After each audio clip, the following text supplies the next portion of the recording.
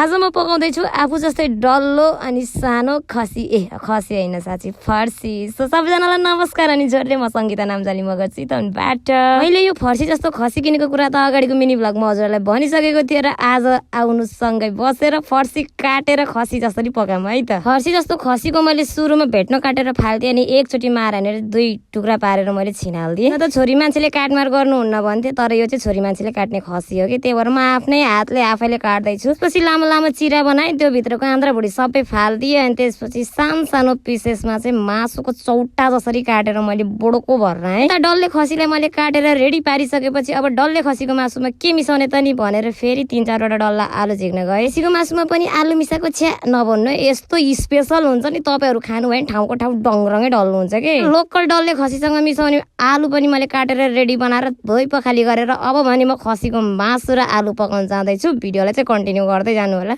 तेल हाले लोकल तोरीको, त्यसमा प्याज हालेर फुराएर मजासँग चलाएर रनक्कै हुने तरिकाले डल्ले खसीको मासुलाई रङ्गिन बनाउनको लागि 1 चम्चा बेसन हालेर मैले मालमुल पारेर भने मैले पहिला आलु हालेँ। आलु मजाले हालेर आलुलाई पनि मजाले मोलिने तरिकाले चलाएँ, झ्वाप्प छोपिदिएँ। त्यसको 2 मिनटपछि मैले ढक्कन उगालेर 1 फन्को स्याट चलाएपछि नुन हालेर पाराक पारेर मोल्दिहालेँ। त्यसपछि फेरि मसला हाल्ने टाइम भयो। मसला हालेर झ्याम झुम मोल्दिसकेपछि 1 तुर्को पानी तुरुक्क हालेर नडढोस् भन्नको लागि झ्वाप्प ढक्कनले छोपिदिएँ। सो गाइस फाइनली मेरो डल्ले खसीको मासु हाल्ने बेला आयो। मैले मासुलाई हालेर राम्रोसँग मोलिने गरेर चलाएँ डल्ले खसीको मासुलाई है गाइस, देख्न सक्नुहुन्छ। त्यसपछि मासु पनि पाक्न दिन पर्यो नि त, अनि मैले झ्वाप्प ढक्कन लाएर छोपिदिएँ एकछिनसम्म अनि एकछिनपछि झ्वाप्प ढक्कन उगाउँदाखेरि त मेरो डल्ले खसीको मासुबाट यस्तो मिठो स्मेल आइरहेको थियो नि, तपाईँहरूले देख्न सक्नुहुन्छ भिडियोमा है। बेलुका बासमती राइस र डल्ले खसीको मासु चाहिँ एक थाल गम्की गम खानुपर्छ भन्ने कल्पना गर्दै यता मासु चलाउँदै टमाटर हाल्ने बेला भइसकेछ। टमाटर हालेँ,